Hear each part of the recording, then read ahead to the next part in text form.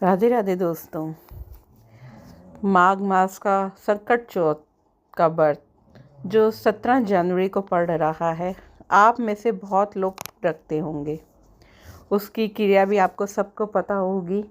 चलिए हम जानते हैं कि कैसे रखा जाता है, किस लिए रखा जाता है और इसके रखने की विधि क्या है और इसके पीछे क्या कहानी है। चलिए दोस्तों शुरू करते हैं। माघ मास की चतुर्थी तिथि को सकट चौथ कहा जाता है। इस तिथि में तिल चतुर्थी, संकष्टी चतुर्थी और माघी चतुर्थी भी कहा जाता है। इस दिन भगवान गणेश, चंद्रदेव और माता सकट की उपासना करने का विधान बताया गया है। जो कोई भी इस दिन श्री गणपति जी की उपासना करते हैं, उनके जीवन के सारे संकट तो टलते ही हैं और संतान की प्राप्ति भी होती है। इस साल सकट चौथ का व्रत 17 जनवरी 2025 को रखा जाएगा। सकट चौथ पर 17 जनवरी 2025 को सुबह 4:06 से 18 जनवरी 2025 को सुबह 5:30 पर होगा। सकट चौथ का व्रत करने से भगवान गणपति जी प्रसन्न होते हैं, साथ में जीवन में सुख संपदा का आगमन होता है। इसके लिए पाठ भी जरूर करना चाहिए और इस व्रत की कथा भी है। मान्यता है ऐसा करने से संतान को दीर्घायु का आशीर्वाद भी मिलता है और संतान से जुड़ी सारी परेशानियों का भी नाश होता है।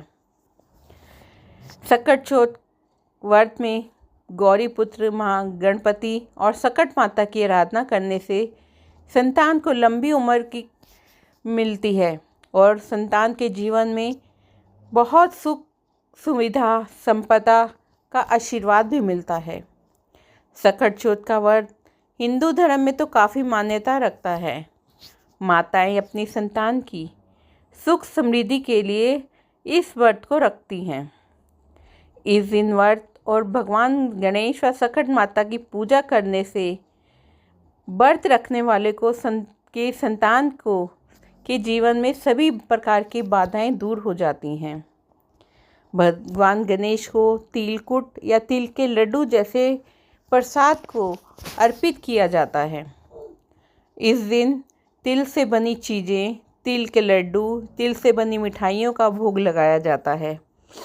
सकट चौथ के दिन चंद्रमा को जल अर्घ देने के बाद ही व्रत का पारण किया जाता है।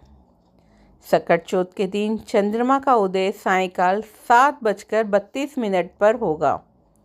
इस समय पर चंद्रदेव की पूजा कर उन्हें अर्घ अर्पित किया जाएगा। सकट चौथ के व्रत में को निर्जला रखने का ही विधान है।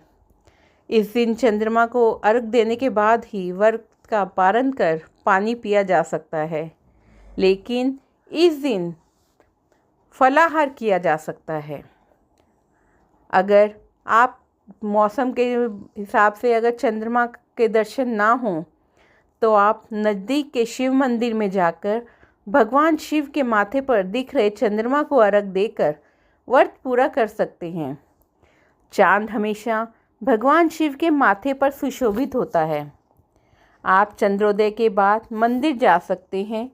भगवान शिव के माथे पर जो चंद्रमा है उनको अर्घ दे सकते हैं और अपना व्रत पूरा कर सकते हैं।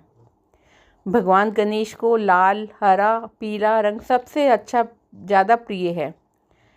इन रंगों का उनके लिए अपना अलग ही महत्व है। जब आप रात में चंद्रमा देखने के बाद अपना व्रत खोलें तो उसके बाद तामसिक भोजन का ग्रहण ना करें। ऐसा करने से आपको व्रत का पूरा फल नहीं मिल पाएगा। माघ मास की चतुर्थी दोस्तों, क्या आप जानते हैं कि जब गणेश जी का सर काटा गया था तो असली सर कहाँ गया था? इस बारे में आइए रोचक प्रसंगों की बात करते हैं। श्री गणेश जी के जन्म के संबंध में 2 कथाएं प्रचलित हैं।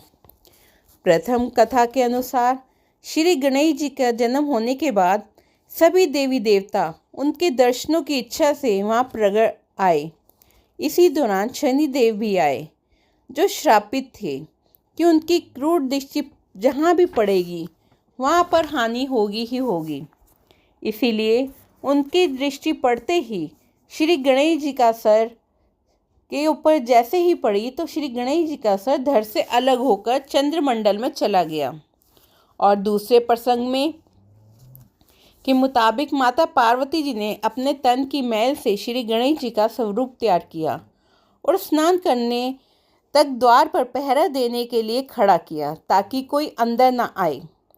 माता का आदेश था, इसीलिए जब महादेव वहाँ आए तो उन्हें भी अंदर जाने से रोका। तो क्रोध में आकर महादेव जी ने श्री गणपति जी का सर धड़ से अलग कर दिया और जो चंद्रलोक चला गया। बाद में नाराज पार्वती जी को मनाने के लिए मस्तक पे असली मस्तक के उस स्थान पर हाथी का मस्तक जोड़ा गया। ऐसा कहा जाता है कि श्री गणेश जी का असली मस्तक चंद्रमंडल में है। इसी परंपराओं में सकट चौथ की तिथि पर चंद्रमा के दर्शन और श्री गणेश जी की उपासना की जाती है और अपने संकटों का नाश करने और मंगल कामना के लिए उनकी पूजा की जाती है। और इसीलिए गणेश जी और चंद्रमा की पूजा की जाती है।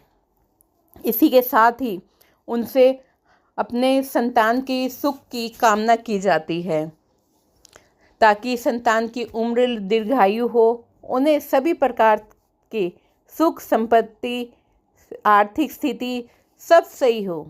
दोस्तों, आप भी इनमें से बहुत होंगे जो आप भी इस व्रत को करते होंगे।